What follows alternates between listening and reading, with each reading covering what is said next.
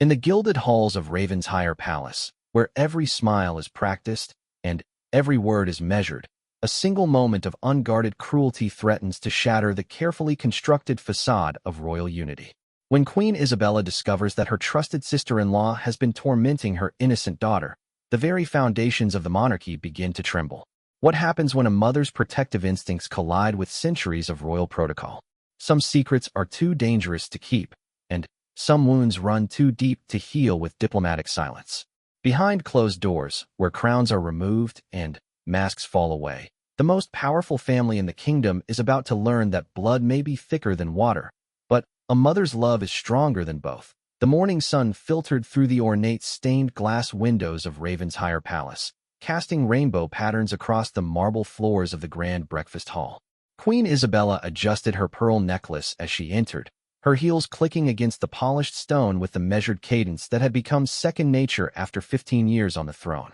The familiar weight of her crown felt heavier today, though she couldn't quite understand why. Princess Charlotte sat hunched over her untouched breakfast, her small fingers nervously picking at the embroidered napkin in her lap. At 12 years old, she possessed the delicate features that had made her mother famous throughout the kingdom, but today those features were marred by shadows under her eyes and a tremor in her lower lip that she was desperately trying to hide. "Good morning, darling," Isabella said softly, leaning down to kiss her daughter's forehead. The child flinched at the touch, and Isabella's maternal instincts immediately sharpened. "Are you feeling well? You look pale." Charlotte's eyes darted nervously toward the doorway before she forced a smile that didn't reach her eyes. "I'm fine, Mother. Just tired from yesterday's lessons." Isabella frowned. Charlotte had always been an eager student, excelling in her languages and history under the guidance of the palace tutors. It was unlike her to seem so withdrawn, especially about her education. The queen settled into her chair, studying her daughter's face with growing concern. The ornate doors swung open with a flourish, and Duchess Vivian swept into the room like a storm cloud dressed in silk. King Marcus's sister had always commanded attention wherever she went, her sharp wit and calculating smile making her both feared and respected throughout the court. She had been instrumental in helping Isabella navigate the treacherous waters of royal politics when she first married into the family, becoming both mentor and confidant. "Good morning, Your Majesty," Vivian said with a perfect curtsy, though her eyes remained cold. "I trust you slept well." "Well enough," Isabella replied, noting how Charlotte seemed to shrink into her chair at Vivian's arrival. "Though I was just concerned about Charlotte. She seems unwell this morning." Vivian's gaze fell upon the young princess with what appeared to be concern, but Isabella caught something else lurking beneath the surface. Something that made her stomach tighten with an inexplicable unease. "Perhaps she's simply overwhelmed by her responsibilities," Vivian suggested smoothly. "Royal children must learn to bear their burdens gracefully, after all. It's never too early to understand that weakness is not becoming of our bloodline." The words hung in the air like a subtle threat, and Isabella watched as Charlotte's shoulders tensed visibly. There was something in the way her daughter avoided looking at Vivian, something in the carefully controlled fear that flickered across her young face.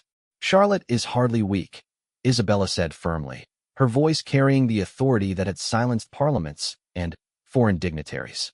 "She is a child, and children should be allowed to be children, regardless of their station."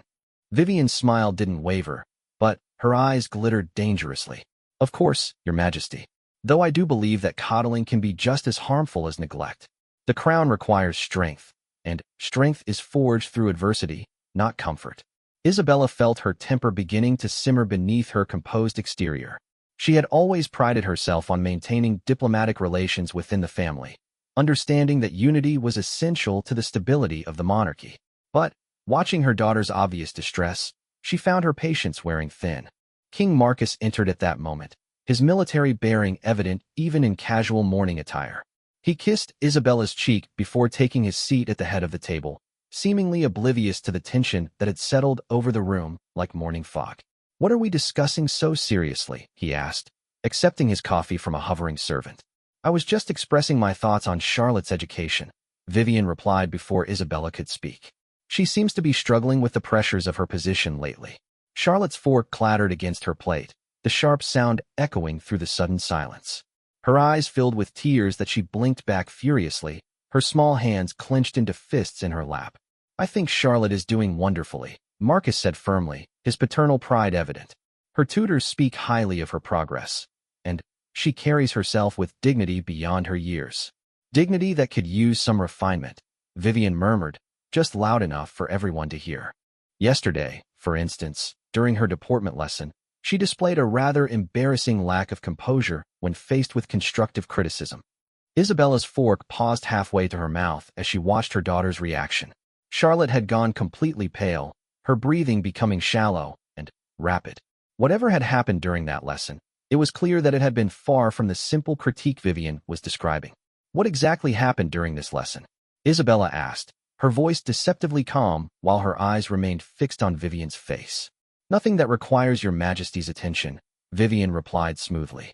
Simply a matter of teaching proper resilience and emotional control. Charlotte became rather dramatic when corrected about her posture and bearing. She needs to learn that tears are not an appropriate response to guidance. Charlotte's chair scraped against the floor as she stood abruptly, her napkin falling to the ground. "May I be excused?" she whispered, her voice barely audible. Isabella's heart clenched at the obvious distress in her daughter's voice. "Of course, darling. Perhaps you should rest in your chambers this morning." The princess fled from the room with as much dignity as she could muster, leaving behind an uncomfortable silence. Isabella watched her go, every maternal instinct screaming that something was terribly wrong. "She's far too sensitive," Vivian observed, dabbing at her lips with her napkin. "It's concerning for someone in her position. The press will eat her alive if she continues to react so emotionally to every small challenge." "She is 12 years old," Isabella said, her voice sharp enough to cut glass. "Perhaps the problem isn't her sensitivity, but the nature of the guidance she's receiving." Marcus shifted uncomfortably in his seat, clearly sensing the undercurrent of hostility between the two women. "I'm sure Vivian has Charlotte's best interests at heart," he said diplomatically. "She's been invaluable in preparing other royal children for their duties." Isabella knew this was true. Vivian had indeed helped train several young royals, and they had all emerged as poised, confident adults.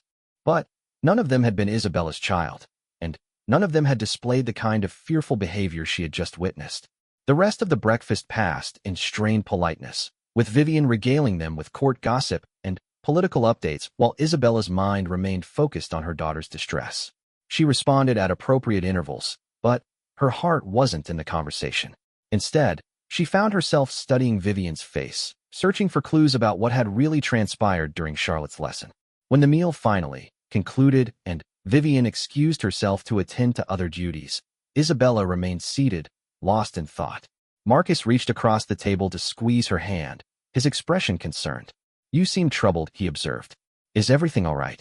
Isabella looked into her husband's kind eyes, torn between her suspicions and her loyalty to family harmony. Marcus adored his sister, crediting her with helping him navigate the political complexities of his early reign. Voicing her concerns without concrete evidence could create a rift that might never heal. "I'm worried about Charlotte," she admitted carefully. "She's been different lately. More withdrawn, more fearful. I wonder if perhaps the pressure of her royal education is becoming too intense." Marcus nodded thoughtfully. "Growing up royal is never easy. I remember feeling overwhelmed at her age, constantly aware that every mistake was magnified, every weakness exploited. Perhaps we should arrange for her to have some time away from formal lessons, maybe a trip to the countryside estate where she can simply be a child for a while." The suggestion was appealing, but Isabella knew it wouldn't address the root of the problem if her suspicions were correct. Still, the idea of removing Charlotte from whatever situation was causing her distress was immediately attractive. "That might be wise," she agreed. "But first, I think I should speak with her tutors, understand exactly what methods they're employing in her education." Marcus squeezed her hand again before rising from his chair. "I trust your judgment completely. You've always been an excellent mother, Isabella. Charlotte is lucky to have you looking out for her." After he left for his morning appointments, Isabella remained in the breakfast hall, staring out at the palace gardens where Charlotte often played. The roses were in full bloom, their vibrant colors a stark contrast to the unease that had settled in her heart. She thought about the way Charlotte had flinched at her touch, the fear in her eyes when Vivian entered the room, the carefully controlled panic when the deportment lesson was mentioned. These were not the behaviors of a child who was simply struggling with academic pressure. These were the signs of something far more troubling. Rising from her chair, Isabella made a decision that would change everything. She would not wait for tutors' reports or official explanations. She would find out for herself what was happening to her daughter, and if anyone was harming Charlotte in any way, royal protocol would be the least of their concerns. The queen's heels clicked with renewed purpose as she left the breakfast hall, her maternal instincts overriding every diplomatic consideration. In the distance, she could hear the faint sound of Charlotte's music lesson beginning, the gentle melody of the piano floating through the palace corridors like a deceptive lullaby. Isabella paused at the base of the grand staircase, her hand resting on the ornate banister that had been polished by generations of royal hands. Above her, portraits of her predecessors gazed down with painted eyes that had witnessed centuries of palace secrets. She wondered how many of them had faced similar moments of choice, caught between family loyalty and protective love. The sound of Vivian's laughter echoed from somewhere in the distance, bright and musical and somehow chilling in its perfection. Isabella's jaw tightened with resolve as she began climbing the stairs toward her daughter's chambers. Whatever was happening in her palace, whatever darkness was masquerading as guidance and education, she would uncover it. And when she did, there would be a reckoning that no amount of royal protocol could contain. Queen Isabella's investigation began with careful observation, her movements through the palace taking on the calculated precision of a hunter tracking prey. She found excuses to linger near Charlotte's lesson rooms, to appear unexpectedly in corridors where her daughter's activities took place, to engage in seemingly casual conversations with the staff members who attended to the princess's daily needs. What she discovered made her blood run cold. The servants, when questioned delicately, revealed troubling patterns. Charlotte had been asking for extra handkerchiefs, claiming she had developed seasonal allergies. The young princess had requested that her afternoon tea be served in her private chambers rather than the garden pavilion where she typically enjoyed the ritual. Most disturbing of all, Charlotte had begun requesting that certain lessons be postponed when she felt unwell, something that had never happened before in her typically eager academic life. Isabella's suspicions deepened when she noticed that these requests for postponement invariably coincided with sessions supervised by Duchess Vivian. The deportment lessons, the etiquette reviews, the cultural refinement sessions that Vivian had insisted were crucial for Charlotte's development as a future royal leader. On the third day of her covert investigation, Isabella positioned herself in the portrait gallery that overlooked the blue salon, where Charlotte's deportment lesson was scheduled to take place. Hidden behind a massive oil painting of King Marcus's grandfather, she had a clear view into the room below through the deliberately designed spy holes that had served palace intrigue for generations. Charlotte entered the salon with obvious reluctance, her usual grace replaced by hesitant, almost fearful movements. She wore a simple but elegant day dress in pale blue, her hair perfectly arranged in the style that Vivian had decreed appropriate for a princess of her standing. But Isabella could see the tension in her daughter's shoulders, the way her hands trembled slightly as she approached the center of the room. Vivian swept in moments later, her presence immediately dominating the space. She circled Charlotte like a predator, her sharp eyes cataloging every detail of the girl's appearance and posture. "Stand straighter," Vivian commanded, her voice carrying the authority of someone accustomed to absolute obedience. "A princess does not slouch like a commoner. Your people expect dignity, not this pathetic display of weakness." Charlotte immediately corrected her posture, but the adjustment wasn't fast enough for Vivian's satisfaction. The Duchess stepped closer, her hand shooting out to grasp Charlotte's shoulder and force it back into what she considered the proper position. The grip was clearly painful, evidenced by the way Charlotte's face went white, and her eyes filled with tears she didn't dare shed. "Better," Vivian said coldly, though barely adequate. "Now, demonstrate the proper curtsy for greeting foreign dignitaries. And, this time, try not to embarrass your bloodline with your clumsiness." Isabella watched in growing horror as her daughter performed the curtsy with perfect technical precision, despite the obvious fear that made her hands shake. Charlotte's form was flawless, a testament to years of careful training, yet Vivian's expression remained one of disdain and disapproval. "Pathetic," Vivian pronounced, though the curtsy had been executed beautifully. "Do you think foreign royalty will be impressed by such mediocrity? Do you believe your parents' reputation can survive having such a disappointing child represent the crown?" The words hit Charlotte like physical blows, and Isabella saw her daughter's composure beginning to crack. Tears gathered in the girl's eyes despite her obvious efforts to maintain control, and her breathing became shallow and rapid. "I'm sorry," Charlotte whispered, her voice barely audible from Isabella's hidden position. I'll try harder. Please, I'll do better. Sorry is not sufficient. Vivian snapped, moving closer until she loomed over the terrified child. Royal blood does not grovel or make excuses. Either you possess the strength worthy of your position, or you prove that you are nothing more than a pretty little mistake who will bring shame upon everything your parents have worked to build. Isabella's hands clenched into fists as she watched her daughter absorb this verbal assault. The cruelty was systematic, designed not to correct behavior, but to destroy confidence, to break down Charlotte's sense of self-worth until she became a trembling shadow of her former vibrant self. Perhaps, Vivian continued, her voice taking on a tone of mock consideration, we should inform your mother that you're simply not suited for royal responsibilities. I'm sure she would be devastated to learn that her precious daughter lacks the basic strength of character required for the crown. The disappointment would be crushing for someone who has worked so hard to establish respect for this monarchy. Charlotte's composure finally shattered. Tears spilled down her cheeks as she struggled to maintain the rigid posture that Vivian demanded, her small body shaking with the effort of containing her sobs. Please don't tell Mother, she begged, her voice breaking. I'll do anything. I'll be better. Just please don't disappoint her because of me.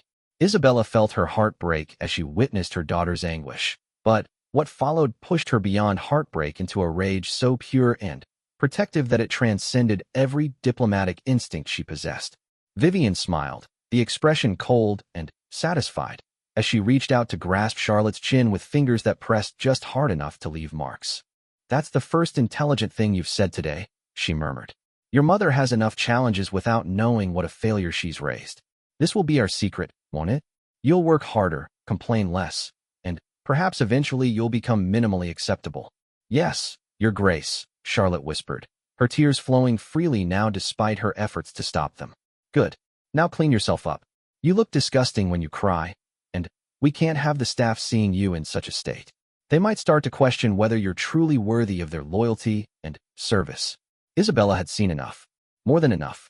The calculated cruelty, the systematic destruction of her daughter's confidence, the manipulation that used Charlotte's love for her parents as a weapon against her. It was beyond unforgivable. She moved through the palace corridors like a force of nature, her royal training the only thing preventing her from running toward the confrontation that was now inevitable. Palace staff pressed themselves against walls as she passed, instinctively recognizing the dangerous energy that surrounded their queen. The doors to the blue salon flew open with enough force to slam them against the walls, the sound echoing through the room like thunder. Vivian spun around, her face immediately arranging itself into an expression of pleasant surprise, while Charlotte froze in terror at this unexpected development. Your Majesty, Vivian said smoothly, offering a perfect curtsy. How wonderful that you've come to observe Charlotte's progress.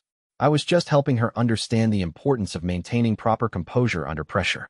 Isabella's eyes moved from Vivian's false smile to her daughter's tear-stained face, taking in the red marks on Charlotte's chin where fingers had pressed too hard, the rigid posture that spoke of fear rather than proper deportment training, the absolute terror in the child's eyes. Charlotte, Isabella said, her voice gentle but carrying an undertone of steel that made Vivian's confident expression waver slightly. Please go to your chambers. Ask Marie to prepare a warm bath and have the kitchen send up your favorite tea and cakes. Tell them I requested it specifically. Charlotte hesitated, her eyes darting between her mother and Vivian in obvious confusion and fear. The child had been so conditioned to hide the truth of these lessons that she seemed uncertain whether revealing her distress would bring help or further punishment.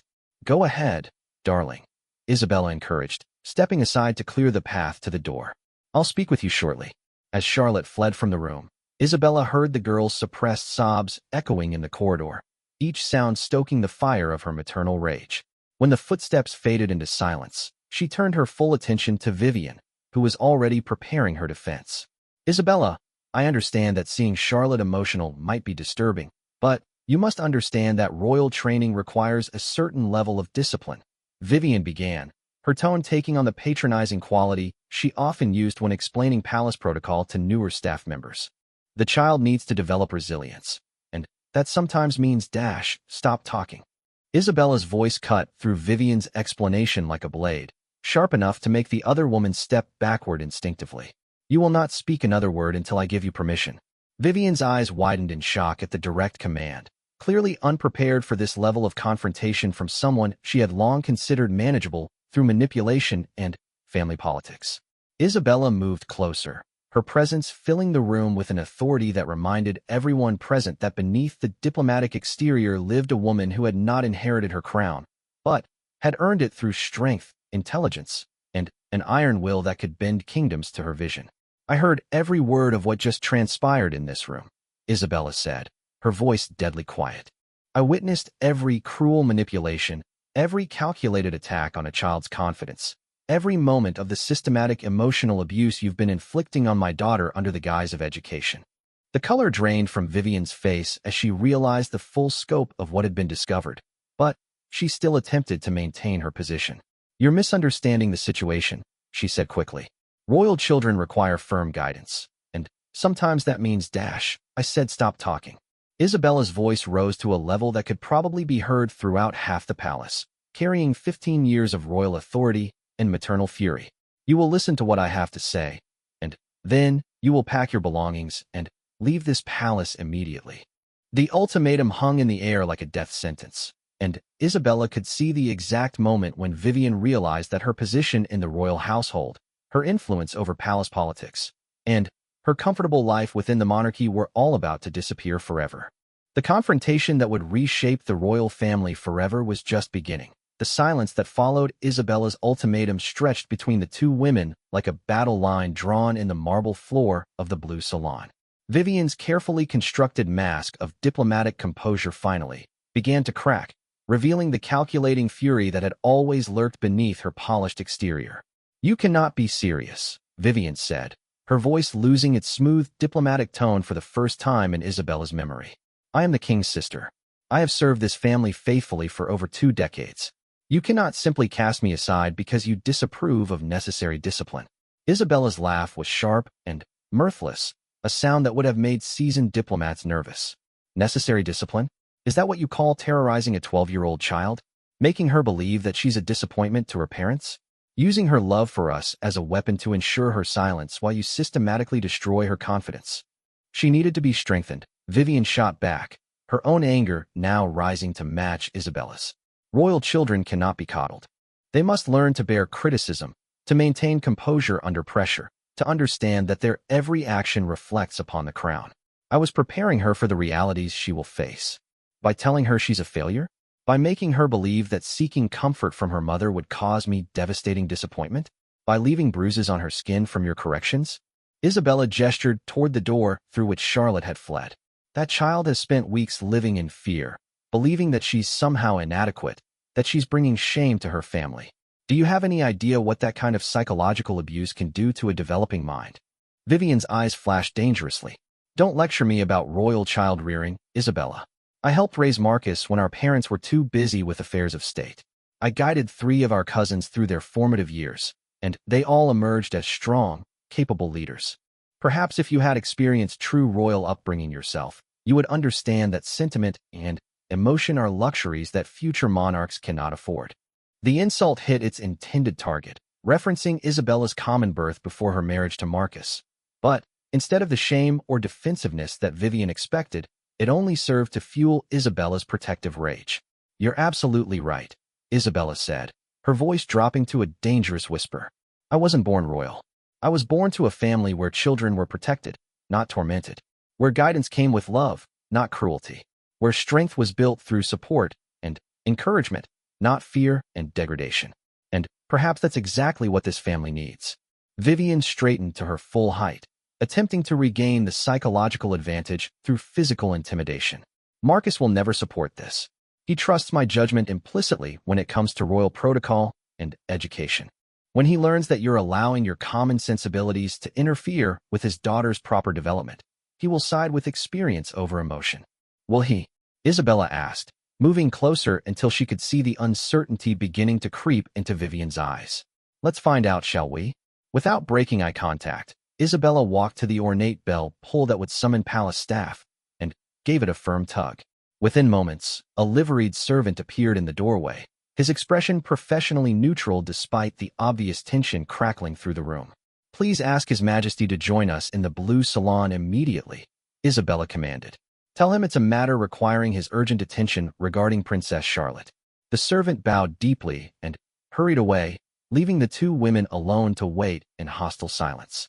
Vivian's confidence was clearly shaken, but she rallied quickly, beginning to construct the narrative that would paint Isabella as an overprotective mother interfering with necessary royal education. "You're making a terrible mistake," Vivian said, her voice regaining some of its smooth manipulation. "Marcus has always valued family unity above personal grievances. When he sees you attacking someone who has devoted her life to serving this crown, someone who has been instrumental in his own success, he'll realize that you've allowed maternal emotion to cloud your judgment." Isabella settled into one of the salon's elegant chairs, her posture radiating the kind of calm confidence that came from absolute moral certainty. "We'll see." The minutes passed with excruciating slowness, each woman lost in preparation for the battle that was about to unfold. Isabella found herself thinking about Charlotte, alone in her chambers, probably confused and frightened by the sudden upheaval in what had become her normalized routine of fear and verbal abuse.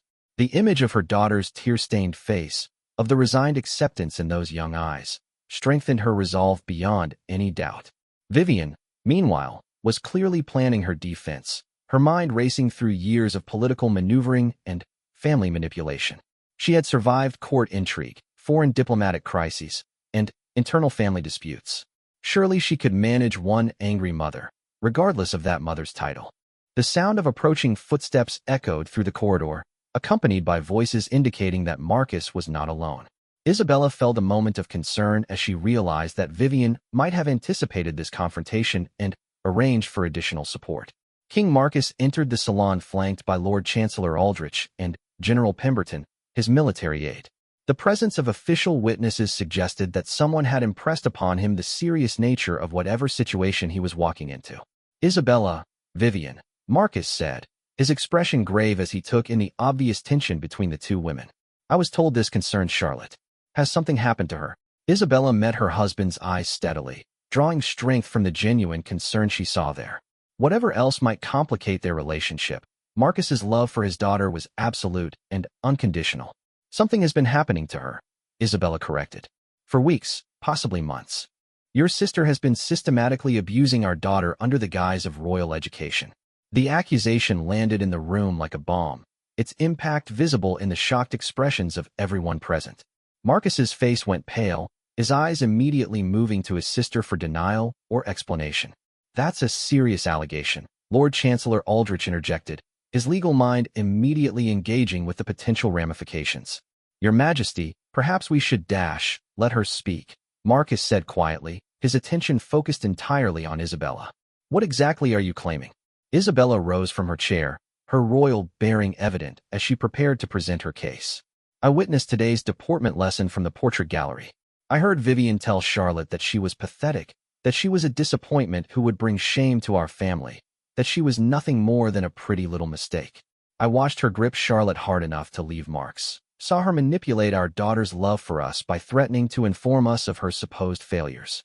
"That's taken completely out of context," Vivian protested. But Marcus held up a hand to silence her. "Continue," he told Isabella.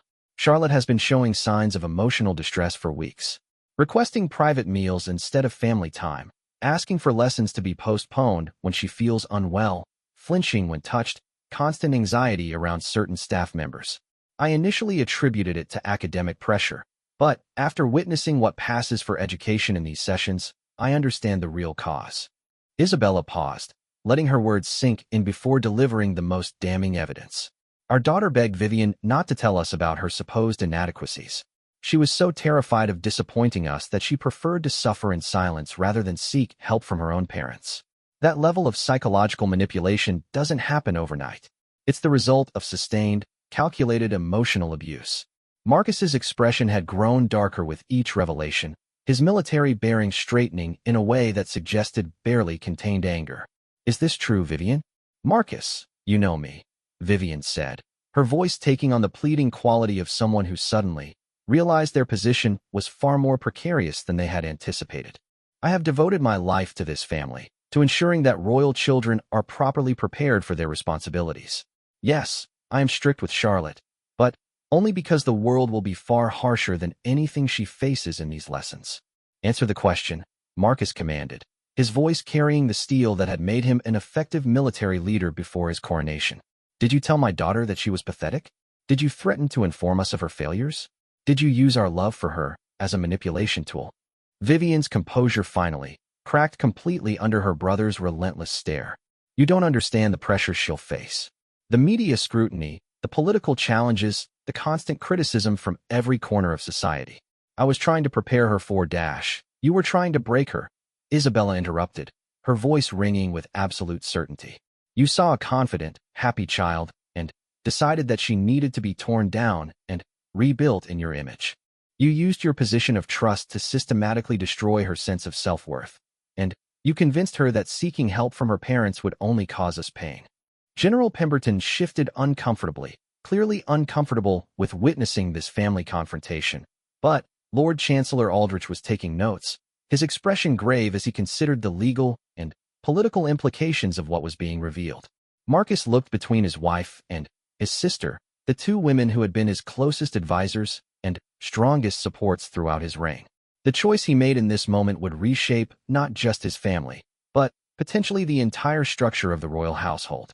Charlotte will be evaluated by the royal physician immediately, he said finally, his voice carrying the weight of absolute authority. Dr. Morrison will examine her for any physical evidence of mistreatment, and Dr. Harrison will assess her psychological state.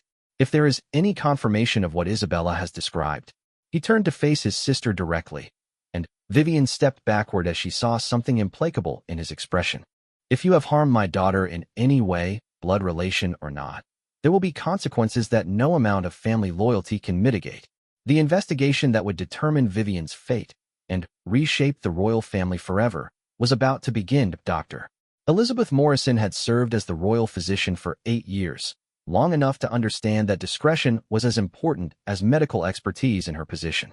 When King Marcus summoned her for an urgent examination of Princess Charlotte, she arrived at the palace within minutes, her medical bag in hand, and her expression professionally neutral. Isabella waited outside Charlotte's chambers while the examination took place, her hands clasped tightly behind her back as she paced the length of the ornate hallway. Through the closed doors, she could hear the soft murmur of Dr. Morrison's gentle voice as she spoke with Charlotte, occasionally punctuated by her daughter's hesitant responses.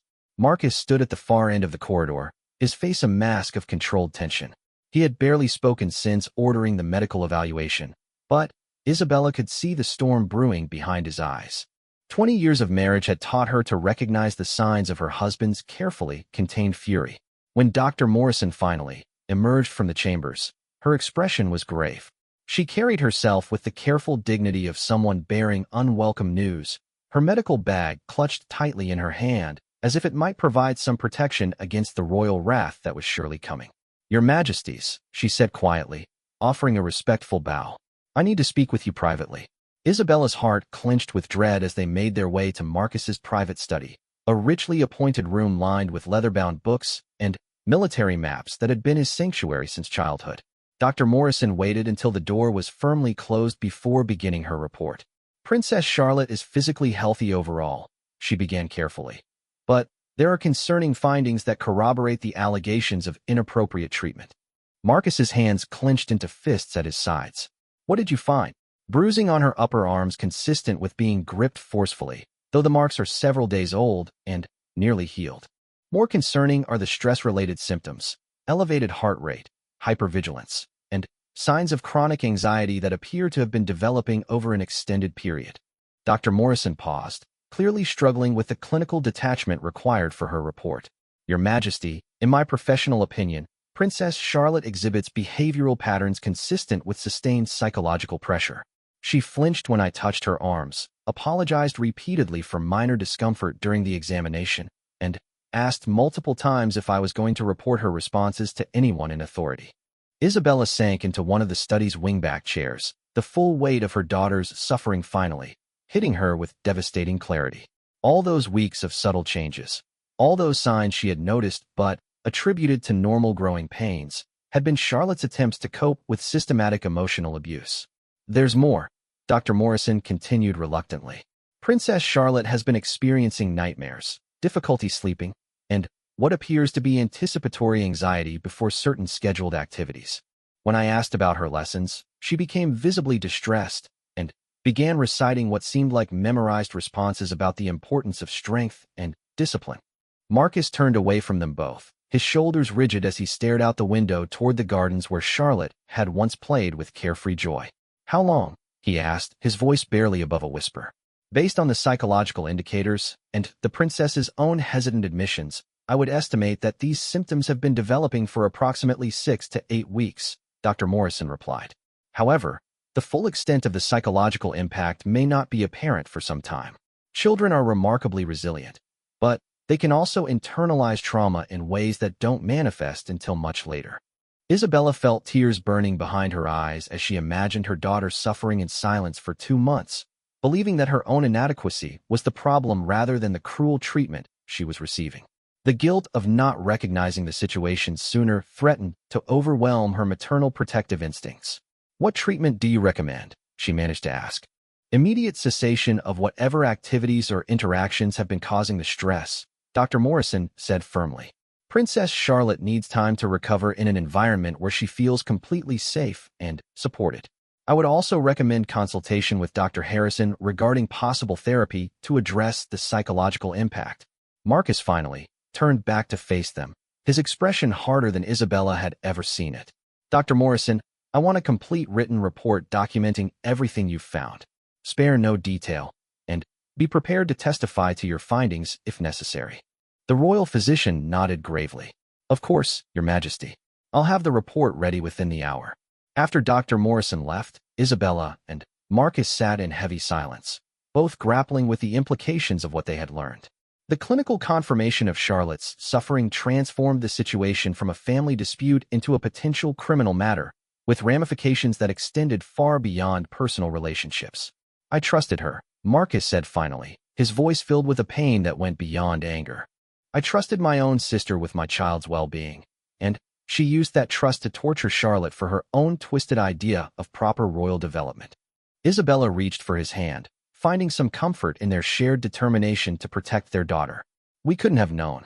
Vivian has been manipulating palace dynamics for decades. She knew exactly how to hide what she was doing while presenting herself as the devoted educator." "That makes it worse, not better," Marcus replied, his grip tightening on her fingers. "She deliberately chose to abuse Charlotte, planned it, executed it systematically. This wasn't a momentary lapse in judgment or excessive discipline. This was calculated cruelty." A soft knock at the study door interrupted their conversation, followed by Lord Chancellor Aldrich's entrance with a thick folder of documents. His expression was grim as he approached the royal couple, clearly bearing news that would complicate an already devastating situation. "Your Majesties, I've been conducting my own investigation into Duchess Vivian's activities, as you requested," he began formally. "The findings are quite disturbing." Isabella and Marcus exchanged glances before Marcus gestured for the Chancellor to continue. "I've interviewed the staff members who have had regular contact with Princess Charlotte's education, as well as those who have served in similar capacities for other royal children under Duchess Vivian's supervision. The pattern of behavior described by Dr. Morrison appears to be part of a long-standing methodology." Aldrich opened his folder and consulted his notes before continuing. 3 former staff members reported concerns about the Duchess's treatment of young Prince Edward during his adolescence, though their complaints were dismissed at the time as interference from common-born servants who didn't understand royal discipline. Isabella felt her stomach turn as she realized the scope of what they were dealing with. "Prince Edward? Marcus's cousin who has refused to attend family gatherings for the past 5 years." "The same," Aldrich confirmed. "Additionally, I found records of unusual turnover among tutors and governesses assigned to work with any children under Duchess Vivian's oversight. Exit interviews, when they exist, frequently mention concerns about excessive strictness and inappropriate disciplinary methods." Marcus stood abruptly, beginning to pace the length of his study like a caged predator. "She's been doing this for years, systematically abusing royal children under the guise of proper education, and everyone who tried to speak up was dismissed as not understanding royal protocols. There's more, I'm afraid," Aldrich continued reluctantly. "I discovered correspondence between Duchess Vivian and several foreign royal houses, where she presented herself as an expert in strengthening royal children for their future responsibilities. She appears to have been building a reputation as someone who could transform weak, royal offspring into properly disciplined future monarchs. The implication hung in the air like a poison cloud. Vivian had not only been abusing Charlotte and other royal children in their own family, but she had been actively seeking opportunities to extend her twisted methodology to other royal houses, potentially causing psychological damage across multiple royal families. Isabella felt a cold fury settling in her chest, different from the maternal rage that had driven her initial confrontation. This was the kind of calculated anger that could reshape kingdoms and destroy entire power structures. "Where is she now?" Marcus asked, his voice deadly quiet. "Confined to her apartments under guard, as you ordered," Aldrich replied. "She has requested an audience, claiming that she has information that would change your perspective on the situation." Marcus's laugh was harsh and bitter. "I'm sure she does. No doubt she's prepared some elaborate justification for her actions, some explanation that makes systematic child abuse sound like necessary royal service." Isabella stood, smoothing her dress with hands that trembled slightly from suppressed emotion. "We should hear what she has to say, not because it will change anything, but because we need to understand the full extent of what we're dealing with." "Isabella," Marcus warned, recognizing the dangerous edge in her voice. "I want to look her in the eye when she tries to justify what she did to our daughter," Isabella said, her royal composure masking in fury that could have melted steel. "I want to hear her explain how terrorizing a 12-year-old child serves the interests of the crown. And then, I want her to understand exactly what consequences await someone who mistakes my diplomatic restraint for weakness." The final confrontation between the queen and the woman who had tormented her child was about to begin, and Isabella intended to ensure that Vivian understood precisely what it meant to threaten the children of a mother who commanded the loyalty of an entire kingdom. The reckoning that had been building since that first moment of witnessed cruelty was finally at hand.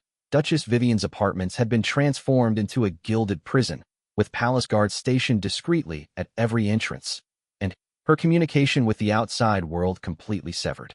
When Isabella and Marcus arrived for the final confrontation, they found her seated in her private salon, still dressed in the elegant clothing that had once symbolized her position at the heart of royal power. But the woman who looked up at them bore little resemblance to the confident manipulator who had terrorized Charlotte just hours earlier. Vivian's carefully constructed facade had cracked under the weight of her crumbling position, revealing the desperate calculation of someone who had finally overplayed her hand. "Marcus," she said, rising with what remained of her dignity, "I'm grateful you've agreed to hear my explanation. There are things you need to understand about the pressures facing this monarchy, about the threats that require us to prepare our children for realities you've been shielded from." Isabella noticed how Vivian deliberately addressed only Marcus, attempting to exclude her from the conversation as if the queen's concerns were merely emotional interference in serious royal matters. The dismissive strategy might have worked in the past, but the balance of power in the room had shifted fundamentally. "Sit down, Vivian," Marcus commanded, his voice carrying the full authority of the crown.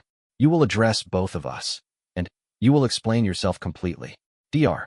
Morrison's report confirms physical evidence of your abuse, and Lord Chancellor Aldrich has documented a pattern of similar behavior spanning years." Vivian's composure wavered as she realized that this was not a negotiation or a family dispute that could be managed through her usual manipulation tactics. This was a formal interrogation that would determine her fate within the monarchy. "You have to understand the context," she began, her voice taking on a pleading quality that Isabella had never heard before. "Royal children today face unprecedented scrutiny. Every gesture is analyzed, every weakness exploited by hostile media and political enemies. I was trying to prepare Charlotte for a world that would show her no mercy." "By showing her no mercy yourself?" Isabella asked, her voice cutting through Vivian's attempted justification like ice. "By convincing a 12-year-old child that she was a disappointment to her parents? By using physical force to correct minor posture issues?" Vivian's eyes flashed with something approaching her old arrogance. "You still don't understand what real royal life demands. You came into this family as an adult, already formed, already confident in yourself. Charlotte was born to this responsibility. She needed to be shaped properly from the beginning. The way you shaped Prince Edward?" Marcus interjected, his question loaded with newfound understanding of his cousin's long absence from family events. "The way you've apparently been shaping royal children for decades while everyone assumed your methods were simply strict but effective." For the first time, Genuine fear flickered across Vivian's face as she realized how much they had discovered. Her carefully constructed narrative of dedicated service was collapsing under the weight of documented evidence and corroborating testimony. Edward turned out strong, she said defensively. He may not attend family gatherings, but he's established himself as a successful businessman, completely independent and self-sufficient. The fact that he chooses not to rely on royal privilege proves that my methods developed his character effectively. Isabella stood, her royal bearing making her seem to tower over the seated woman despite their similar heights. Edward doesn't attend family gatherings because you traumatized him so thoroughly that he can't bear to be in the same room with you. That's not character development, Vivian. That's the lasting damage of systematic psychological abuse. You're wrong, Vivian insisted, but her voice lacked conviction. Everything I did was for the good of the children, for the good of the monarchy. Sometimes difficult decisions require harsh methods. Marcus moved closer to his sister, his expression harder than Isabella had ever seen it. I've spent years defending you, Vivian. When staff members complained about your methods, I dismissed their concerns as misunderstanding royal protocols. When other family members questioned your influence, I supported you because I believed in your dedication to our family's success. He paused, letting the weight of his words settle before continuing. But there is no protocol, no royal tradition, no legitimate educational purpose that justifies terrorizing children. What you did to Charlotte, what you apparently did to Edward and others, isn't character building. It's cruelty masquerading as service. Vivian's last desperate gambit emerged as her facade completely crumbled. If you exile me for this, the scandal will destroy you. The press will have a field day with stories about royal family dysfunction, about the king's sister being cast out for disciplining his daughter. Your enemies will use it to question your fitness to rule, your ability to maintain family unity. The threat hung in the air for a moment before Isabella's laugh filled the room, sharp and utterly without humor. Are you actually threatening to damage the monarchy if we hold you accountable for child abuse? Isabella asked, her voice filled with disbelief at Vivian's audacity. Do you really believe that protecting a child abuser would somehow strengthen our reputation? Think about the political implications, Vivian pressed on, her desperation now fully visible. Foreign royal houses who have consulted with me about their own children's education will question your judgment. Internal court politics will be disrupted. The stability you've worked so hard to maintain could be compromised. Marcus stepped back from his sister as if her words had physically struck him, his expression shifting from anger to something approaching disgust. You're threatening to use the damage you've caused as leverage to escape consequences for causing it, he said slowly. You're suggesting that we should allow you to continue abusing children because admitting your crimes might be politically inconvenient. Isabella moved to stand beside her husband, presenting a united front that made Vivian's isolation complete. Let me explain something to you about political implications, she said, her voice carrying the authority of someone who had successfully navigated 15 years of royal diplomacy. The monarchy's strength has never come from hiding our failures or protecting those who harm our people. It comes from demonstrating that we hold ourselves to the highest standards, that we will sacrifice our own comfort to protect the vulnerable, and that royal blood provides no immunity from justice. She paused, watching Vivian's face as the full scope of her situation became clear. When the people of this kingdom learn that we discovered abuse within our own family and acted swiftly to protect our child, they will see leaders who value integrity over convenience. When foreign royal houses learn that we refuse to tolerate the mistreatment of children, regardless of the perpetrator's status, they will see strength and moral clarity. Vivian's shoulders sagged as she finally understood that no amount of political maneuvering could save her position. The power she had wielded for decades, the influence she had cultivated through careful manipulation and strategic positioning, had evaporated the moment Isabella witnessed her true nature. What happens to me now? She asked quietly, all pretense finally abandoned. Marcus looked at his sister with what might have been sadness if not for the protective fury that still burned in his eyes. You will leave the palace tonight. Your titles and royal privileges are revoked permanently. You will have no contact with any member of this family, especially Charlotte, ever again. Furthermore, Isabella added, Dr. Morrison's report and Lord Chancellor Aldrich's investigation will be made available to authorities in any jurisdiction where you might seek similar positions. Your career as a royal educator is over. The finality of the sentence settled over the room like a burial shroud. Vivian's carefully constructed life, built on decades of manipulation and abuse disguised as service, had collapsed entirely in the span of a single day. "I want you to understand something before you leave," Isabella continued, her voice softening just enough to ensure that every word penetrated completely. "Charlotte will recover from what you did to her. She will grow up surrounded by love and support, confident in her worth and secure in her parents' pride. Your cruelty will become nothing more than a bad memory that taught her to value genuine kindness." She paused, letting the implication sink in. "But you will carry the knowledge of what you did for the rest of your life. Every time you see a happy child, every time you witness genuine family affection, you will remember that you chose to destroy rather than nurture, to break rather than build. That is a consequence no royal privilege can shield you from." As palace guards arrived to escort Vivian from the only home she had known for over 2 decades, Isabella felt no satisfaction in the woman's downfall. There was only the grim relief that comes from cutting away something poisonous before it could cause more damage.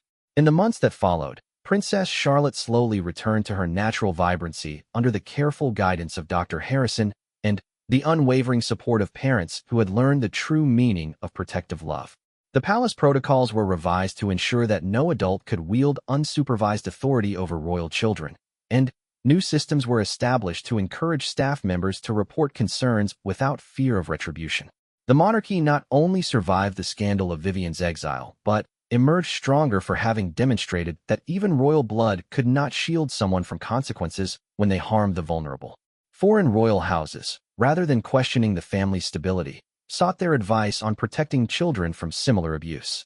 And in the evening hours, when the formal responsibilities of the crown were set aside, Queen Isabella would often find her daughter reading in the garden pavilion, the afternoon sunlight illuminating a face that once again radiated the confidence and joy that no amount of cruelty had been able to permanently extinguish. The crown's hidden fractures had been exposed and healed, leaving behind a royal family united by the understanding that true strength comes not from inflicting pain, but from having the courage to protect those who cannot protect themselves. In the end, the greatest lesson of royal dignity was taught not through harsh discipline, but through the unwavering demonstration that love, when properly wielded, is the most formidable force in any kingdom.